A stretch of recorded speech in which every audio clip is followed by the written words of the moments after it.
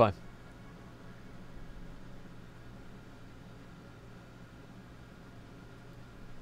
This is the island loot video. And this is the thing that I'm trying to figure out about how this is supposed to fucking work. Because at this point right now, I have no idea. And I don't think anybody has any idea. Just a second. Okay. I have 3 120s working on a 4th. Well, yeah, but you're probably not having 120s of the same characters. It's a little bit different.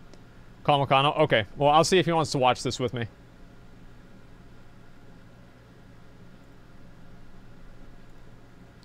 Yo, dude, you ready to get those Island Expedition mounts?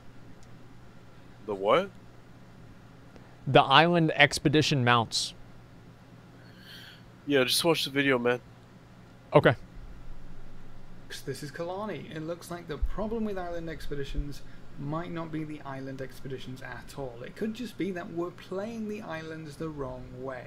We'll get into that point in more detail a little later on, but it seems like Blizzard may have pulled the wool over our eyes a little bit with this one because of how the Island Expedition loot tables are set up. It's actually really surprising and just a little bit funny that we're only just and so figuring out how the islands work and what you have to do to get the special rewards at the end of each expedition. Remember that you can get mounts, you can get pets, you can get gear and more artifact power and rep items, all from running a few islands. But you might never have seen any of this stuff. 50 islands down and you might have only seen one quest item or one piece of gear. That's about right. The team says they've buffed the rewards multiple times already, but you're still not seeing anything useful or interesting. Well, why is that? Let's have a look at how the island's loot seems to work and why we've all been playing Island Expeditions the wrong way. Seems to work is a very important word here. What's this wrong way I'm talking about? Surely the aim of the game is to win the island, and we're all winning our islands, right?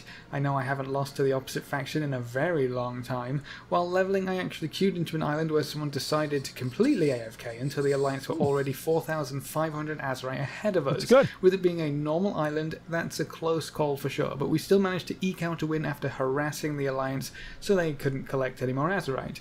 That might have been the most fun island expedition I've played in a very long time, but I still didn't get any loot for my glorious victory. So what gives? Well, let me paint you a picture. You just joined into your island, you might pick up an item or two from the vendor while you wait for the countdown. You pull a whole bunch of mobs, AoE them down, mine all the Azerite nodes you can find, and start looking for the Unbound Azerite event that you know is going to spawn, because let's be honest, those are the elementals. Yeah. You take down the elementals, mine everything in sight, and maybe pick up a little chest or two. That's exactly what I do. For a normal island, you're pretty much guaranteed to be done by that point. That's how a lot of people are playing Island Expeditions, because it's the fastest way to win. But that's not necessarily the best way to get the mounts, pets, or other rewards. For heroic or mythic islands, you might pull more monsters, kill a few rares, and be done a few minutes later. You might also notice that in heroic and mythic islands, you end up getting more quest items and shinier rewards a little more often than normal islands. That might be to do with it being a higher difficulty, but it's actually I hate how they just don't tell you. Extra little bit of Azerite you need to win, which usually comes from rares. I've said multiple times that I feel islands don't offer any reward for exploration or diverging from this Zerg mentality of go, go, go, kill, kill, kill. Islands just didn't feel like they were making good use of the design of the system. Having rare events or rare monsters drop loot on the island seemed way more interesting, because then you could hunt around for some awesome goodies instead of just bashing your head against the Azerite wall until you won the island.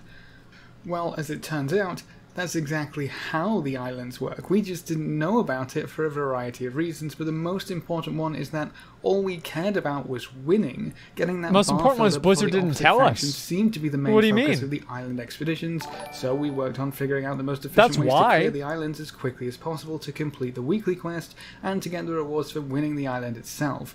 We knew islands had a bunch of rewards tied to them, and seeing as we didn't have any more information on the matter, and the only time we receive any form of reward is at the end of each island, we chalked it all up to RNG. You might get something cool, you might get nothing. The and Blizzard never even told us anything different. These cool rewards is to grind islands to death, but that's not really the case. Every named rare you kill on the islands seems to contribute to your potential loot when you finish the island. I've had plenty of artifact power quests, a few reputation quests, some pieces of gear, and even a pet while leveling my Death Knight through islands, and honestly most of that was by accident.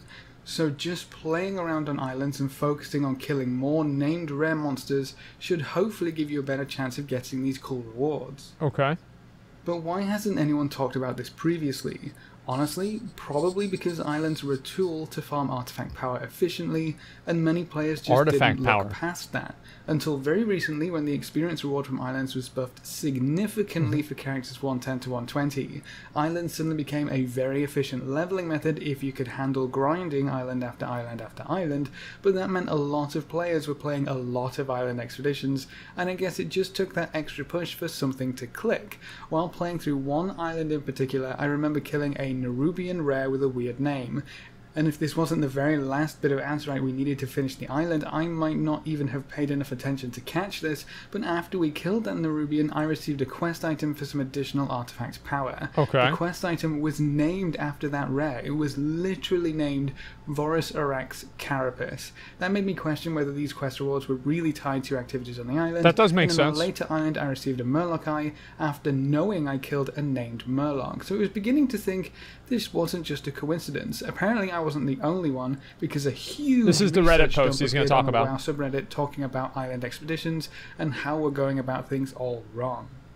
Loot received has a very strong correlation with the named rares you killed during the island expeditions, and actually has nothing at all to do with winning the island itself. You can lose every island you play and still get the mounts and pets and gear. Rewards come from populating your loot table by killing rares, as well as collecting special chests and seemingly nothing else. I encourage you to go give it a shot, especially now that islands have been buffed several times. Chances are if you focus on killing the named rares that spawn, especially with events, you should get something shiny pretty quickly.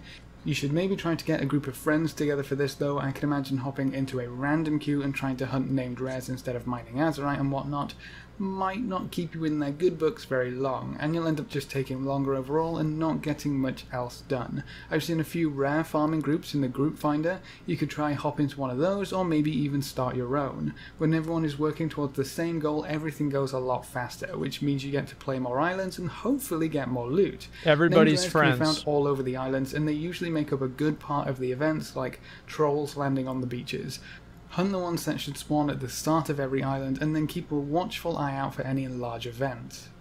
From the testing that I've done personally, heroic islands seem to be the best to farm right now. Mythic islands take longer, which means you should be able to kill more rares, except the higher Azeroth requirements mean you can kill all of the rares on an island without getting close to finishing. That means you have a higher risk of actually losing the island, but it's also time taken away from rare farming. The opposite faction are also a pain in the rear to kill. They just take so long to die. No profanity. That's not the case on heroic, so if they show up or you catch them trying to kill one of your precious rares, you can slap them down fairly easily.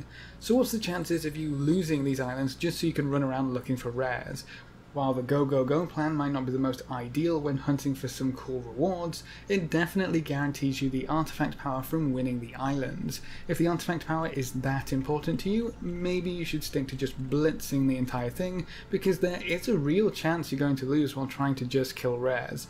It's not that rares don't give a decent amount of Azeroth, it's just that it takes a lot longer to run around looking for them when compared to smashing anything and everything in sight. The two objectives really do go against each other in this case, which is really frustrating and something I would hope Blizzard does something about.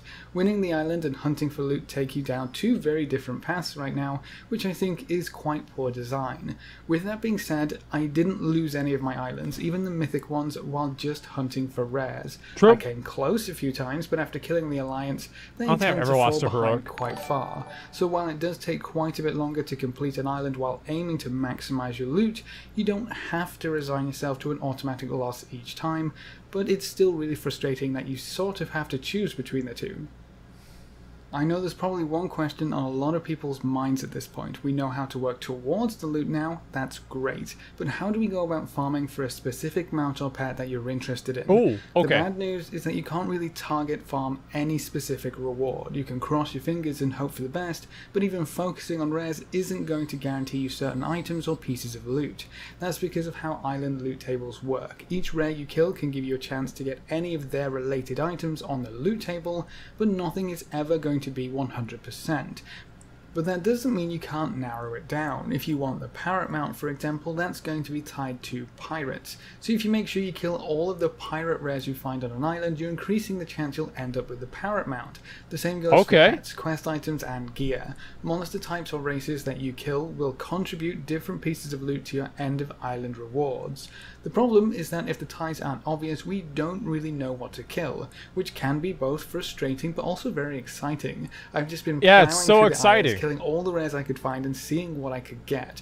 So far, I don't know about exciting. 2 pets, 6 quest items, and 5 pieces of bind on equip gear. That's not too bad for the 7 or 8 islands that I've run. That's actually a lot. I'm actually having some fun with it. 5 of those quests reward 700 AP each, which is a pretty big chunk of artifact power for knocking out a few islands now and then. Something that I totally glanced over until it was pointed out over on Wowhead is that you can actually see what types of creatures you can expect on the various islands for the current week. I'm sure some quest rewards are tied to the islands themselves, but the creature type will dictate what kinds of rewards you will get as well. If you want to check the monster type, all you need to do is head on over to your island table. The little pictures are the monsters, so for the Dread Chain map you should expect to see Cavaldia, the Asmongold Ruins will have lots of Quillboars, and the Rotting Mire will have lots pirates. of Asmongolds. So if you want the Parrot mount, hope for the Rotting Mire map and kill all of the pirate rares you see. The same goes for any other reward you can tie to the Quillboars or the Cavaldia. As the weeks go by and we get more and more info about what rewards come from which combination of islands and monsters, we should have a pretty good idea when you can get certain rewards. I still can't believe we've had access to the islands for so long, yet this information has eluded so many of us, myself included. Why wouldn't they just say? Becoming a viable leveling method to get enough players in there, exploring things properly for things to start making more sense. Why wouldn't they just say? Because the rares themselves don't have a loot table, the way in which the island rewards were data mined ended up being more mysterious. It's not a case of kill ABC rare on XYZ map. The only info we were really able to data mine was the entire list of rewards that somehow come from island expeditions. This might seem insignificant to most of you, but I agree with the chap who created a huge thread on Reddit. The user named Flack Knight pointed out that this is the first time in a very long time that we've had to do some actual exploring of both a new system and how it works. We had to piece this one together ourselves. We couldn't just rely on the whole puzzle being data mined and put together at the same time. We got a jumbled mess and had to work through it ourselves, which to me is really exciting. With how data mining and patch testing has evolved, we know almost everything that we're going to get before we get it. Only a few well-hidden secrets managed to slip between the cracks. That's true. And I'm sort of happy that something this huge has taken us this long to figure out. For a quick recap, just in case you zoned out partway through my rambles, if you want to get some loot from islands, whether it be mounts, pets, gear, or 700 artifact power quests, try to focus on the named rares when you head into island expeditions instead of just trying to rush the completion bar to the end. You might end up having more fun, you'll probably get way more loot, and you might actually be playing the island expeditions the way they were supposed to be played. Fancy that. I'm really interested to see the changes in 8.1 and whether they will sort of force this type of gameplay, because they're supposed to be reducing the amount of monsters in general, having mobs way more clustered instead of spread out, and they're grouped up with rares, and I think they're taking away a lot of the Azeroth ore nodes as well. I can't wait for the PTR to come up so I can play around with it, but that's it for this video. Have you noticed any changes in your island expeditions recently? Are you more willing to give islands a shot now that we know how to get the mounts and pets? Leave all your thoughts in the comments section below. A big thank you to all of our supporters over on Patreon. You can see their names floating by on screen. If you want to join these lovely guys and gals, I think it's kind of funny that like every person that makes content on YouTube has Patreon now. Because like YouTube doesn't give you any money for ads. But apart from that, thanks for watching, folks. Good luck and have fun, and as always, I will see you next time. It's a good video. I liked it. Very good video. In my opinion, I think that it's kind of dumb that the way... Wait. Big Mice. Thank you. Yo, thank you so much, man. I appreciate that. Thank you very much, Big Mice. Holy shit, it just traded me that item. Damn, thank you, man. Holy shit. All right, thank you very much. All right, McConnell, you ready?